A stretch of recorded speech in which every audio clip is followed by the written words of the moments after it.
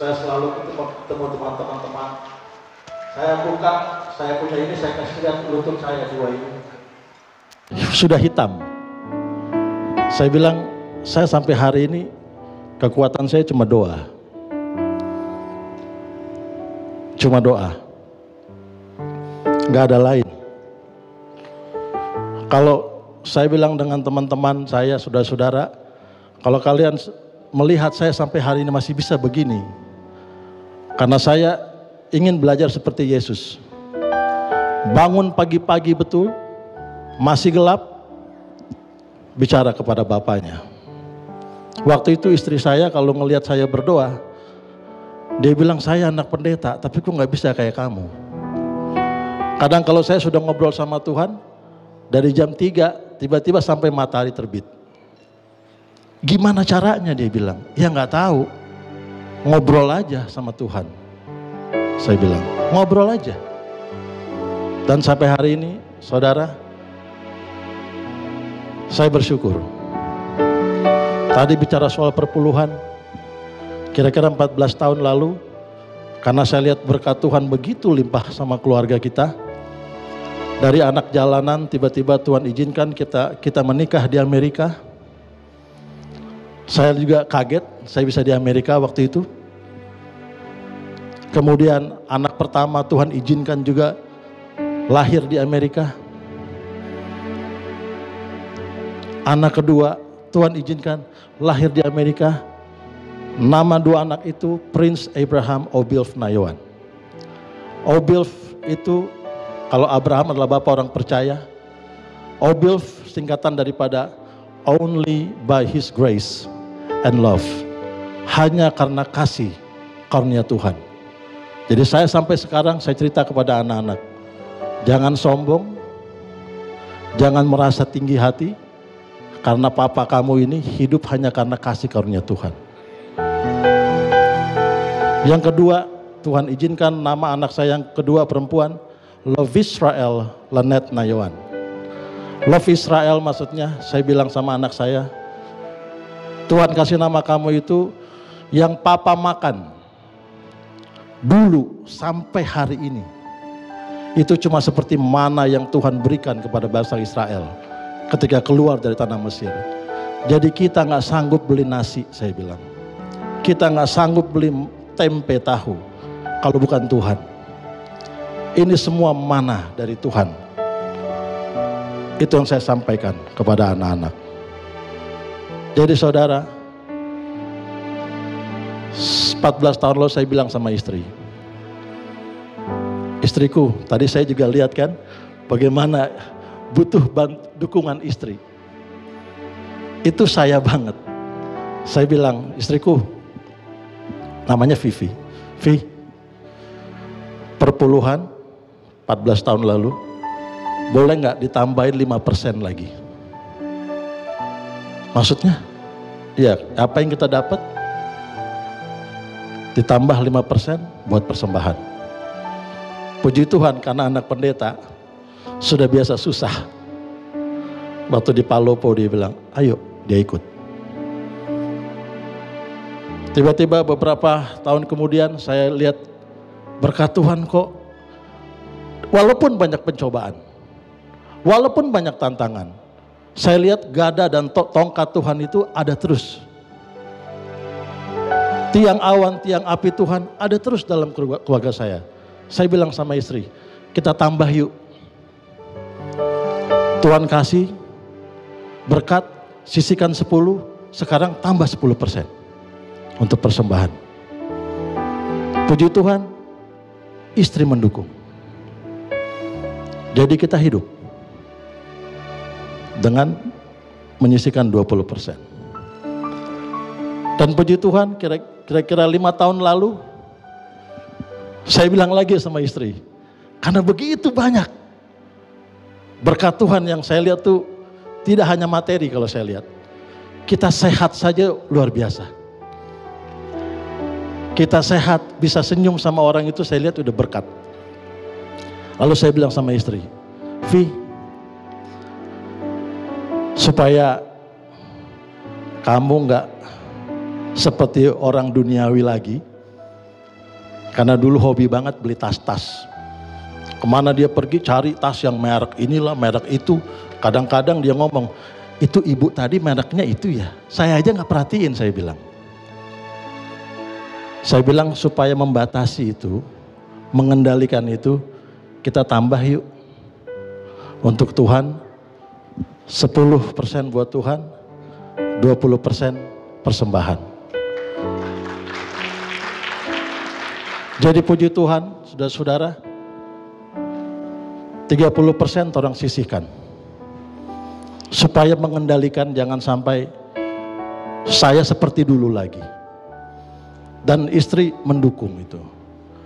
Yang saya mau saksikan, mohon izin kalau saya gunakan ayat hafalan saya ini dengan bahasa Inggris karena saya bergereja di Jisdak di Jakarta dengan menggunakan bahasa Inggris sehingga saya terbiasa. Dikatakan di sini dalam Amsal 3 ayat 5 dan 6, trust in the Lord with all thine hearts and lean not unto thine own understanding. In all thy ways acknowledge him and he shall direct your path. Percaya saja sama Tuhan. Penuh, jangan pernah kita mengandalkan pengertian sendiri. Bagaimana Tuhan mau menghidupkan tadi seperti tadi petani sampai pengusaha. Kita akan terus dihadapi dengan kebutuhan-kebutuhan bahkan keinginan. Tapi percaya, trust in the Lord with all thine hearts. Dan 1 Tawarikh 29 ayat 11 dan 12 dikatakan, thine, O Lord, is the greatness, and the power, and the glory, and the victory, and the majesty. All that is in heaven and in the earth is thine. Thine is kingdom, O Lord. Thou art exalted as head above all. Both riches and honor come of thee. Thou reignest over all. In thine hand is power and might, and in thine hand is make great and give strength unto all. Tuhan yang punya semua kejayaan, kemakmuran, kekayaan, apapun itu Tuhan punya, saya bilang. Dan di tangan Tuhan semua itulah kita akan mendapatkan. Jadi kalau saudara mau memberi hari ini untuk pelayanan Tuhan, jangan berpikir, what am I gonna do tomorrow? What am I gonna eat tomorrow? Apa yang saya mau makan? Apa yang saya mau pakai?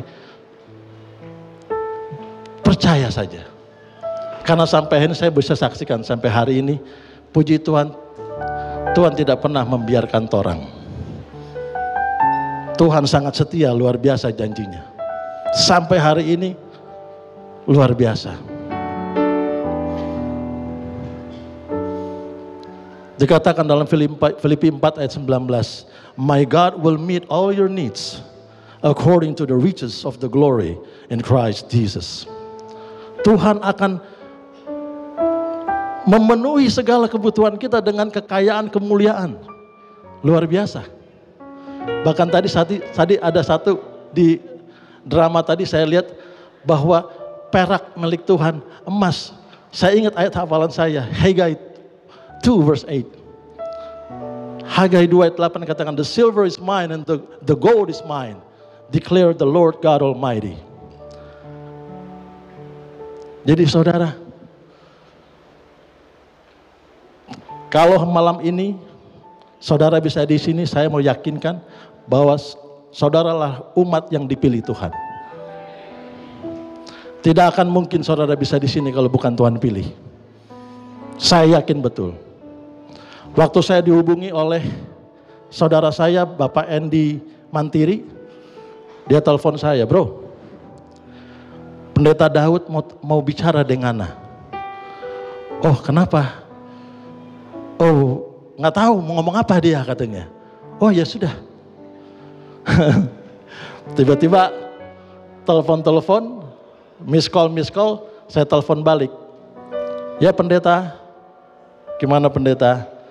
Oh, Sandi, tanggal 9 ada acara nggak di Manado? Oh ada apa pendeta? Oh torang ada fundraising. Torang ingin membantu di Maluku Utara. dan semua pendeta jelaskan. Saudara, sampai hari ini saya selalu bilang sama anak-anak saya, kalau ada pekerjaan Tuhan yang diminta kamu untuk lakukan, never say no. Saya bilang. Dan puji Tuhan sampai hari ini anak-anak saya tiap ada kadang-kadang mendadak disuruh children story atau apapun, mereka langsung oke. Gereja telepon, oke, saya lakukan. Jadi saudara, biarlah pada malam hari ini, saya punya pengalaman kemarin itu, kalau mungkin saudara kenal almarhum Joy Laluyan, ada yang kenal? 3 sahabat lalu, saya dengan almarhum. Saya diundang di Jemaat Bukit Permai, ulang tahun yang ke-14. Saya berbincang-bincang dengan almarhum. Kita banyak bercerita. Bahkan saya cerita, saya tanggal 9 mau ke Manado. Oh iya, baku dapa dengan saya punya istri ya. Iya, saya bilang. Tapi besok malamnya, jam 10 malam, ternyata beliau sudah Tuhan izinkan untuk beristirahat. Tapi yang saya dengar dari banyak orang, almarhum sudah banyak berbuat untuk organisasi. Artinya perbedaan yang tadi dengan yang tadi ini, dia nggak sempat membantu pekerjaan Tuhan. Berbahagialah kita hari ini yang masih Tuhan izinkan untuk membantu pekerjaan Tuhan. Oleh karena itu, dengan mohon izin, dengan hormat saya ingin mengundang Adriel Male Voice untuk bernyanyi, untuk memuji nama Tuhan, dan ini untuk kita semua.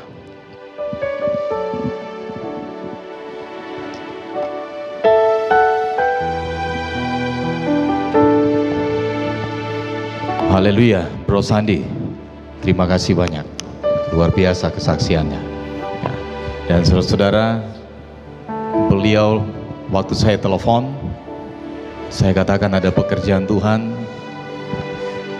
langsung dia merespons, pendeta, kalau untuk pekerjaan Tuhan saya susah untuk menolak, saya akan hadir.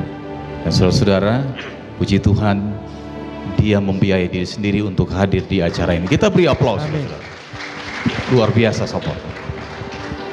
Benar-benar Yesus telah menjamah hatinya dan juga akan menjamah hati kita semua pada saat ini. He touched me.